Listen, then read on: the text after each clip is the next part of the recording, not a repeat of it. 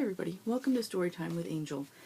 Today we have a contemporary military story from Kimberly Hunter. This is titled Rescued by Love. It actually came out last year, but we're going to revisit it here. And I'm going to try and get through the excerpt without getting all verklempt. This is a story about military personnel and about doggies, so both of those things are kind of emotionally charged for me.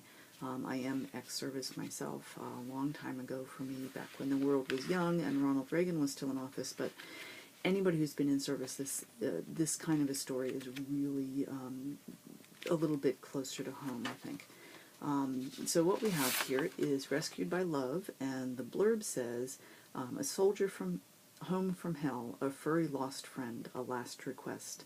When you're at war, there's always the risk of never making it home, of losing friends and teammates. For Graham Knowles, losing his brother to one last mission is the ultimate loss. But instead of drowning in grief, there's a last request. Find Jake.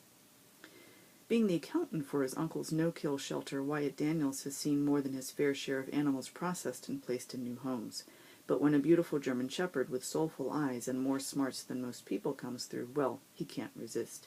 He takes the sweet boy home. Finally tracking down Jake, Graham gets more than his furry friend back. He meets the man of his dreams.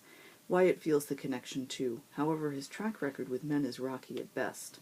Undaunted, Graham promises to go slow, despite wanting Wyatt so bad his teeth ache. Unfortunately, not all are happy that Wyatt and Graham are dating, and when Wyatt is kidnapped, Graham has to use every skill at his disposal to get him back, even at the risk of losing his new job working for Uncle Sam. All right.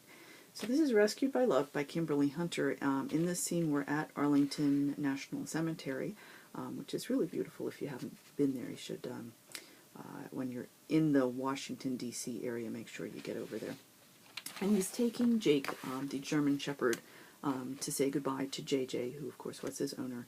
And he's also taking his lover, Wyatt, to introduce him at the graveside. Alrighty, and here we are.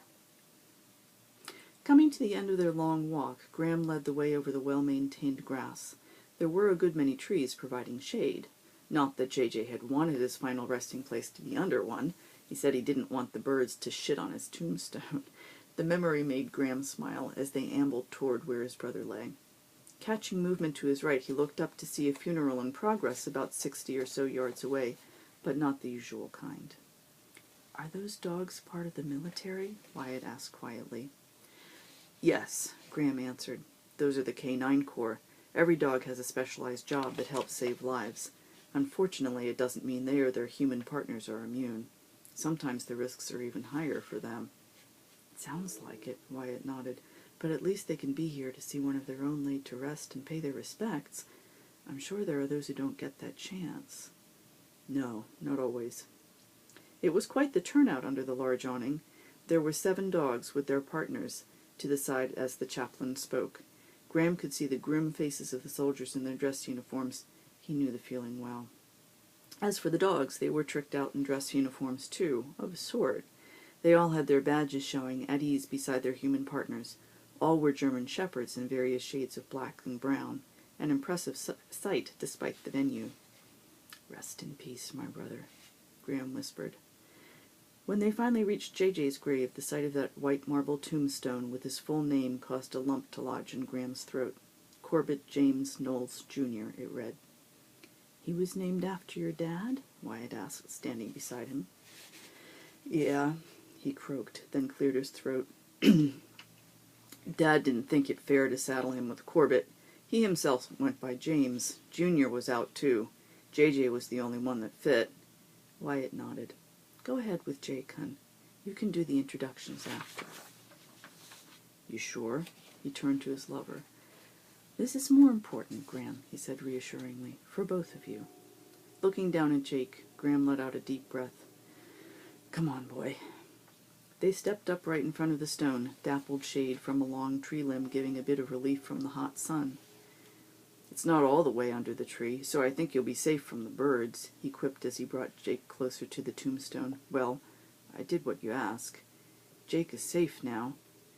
JJ, Stopping for the moment, Graham noticed how Jake was acting. He kept sniffing around the base of the stone, nose buried in the green grass. His tail was down, ears pointing towards what he was doing.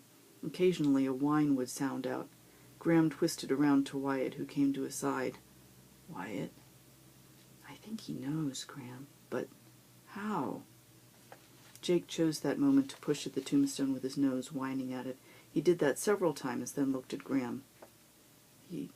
He's gone, boy." When Jake turned back to the tombstone, he tapped it again with his nose. Then he sat down beside it, threw his head back, and howled. It was the most mournful sound Graham had ever heard. Moments later, Jake's voice was joined by 7 others.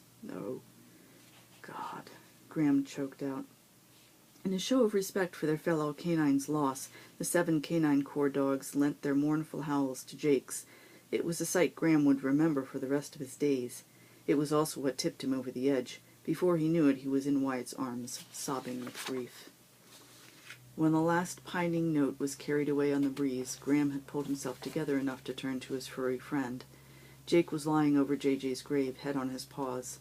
Graham knelt down to see wetness under those big amber eyes. He whined a little, giving Graham a small lick to the face. "I know, boy." His voice was harsh with sorrow. "I'm going to miss him, too." He choked, burying his face in Jake's ruff, his tears making the fur damp. When he returned to his feet, he wiped his face, getting a tug on the sleeve from Wyatt. "Graham, look." Wyatt nodded toward where the Canine Corps funeral was. All 7 human members of the Corps, and quite a few under the awning, were standing and saluting him, and no doubt Jake and JJ as well. He returned the salute as fresh tears streamed down his cheeks. He wasn't the only one. With the display Jake and his canine cousins put on, there wasn't a dry eye in sight. It took a lot for soldiers to break down in such a way, but even the most battle-hardened soldier couldn't not be moved by that show of respect. "That was so beautiful," Wyatt sobbed. "Come here, baby." He reached out and pulled Wyatt into his arms. "I don't give a damn who sees." He then held his lover tight as they consoled each other. Sure the waterworks were over for the moment, Graham drew back to find Wyatt reaching in his back pocket for a small pack of tissues. "You came prepared," he gave Wyatt a watery grin. "I knew this could get emotional," Wyatt replied as he took a couple out of the pack for Graham and himself. "I just didn't expect it to be off the freaking charts." His own grin was rueful. Tears dried and noses blown, Graham leaned down to wipe away the wetness from under Jake's eyes.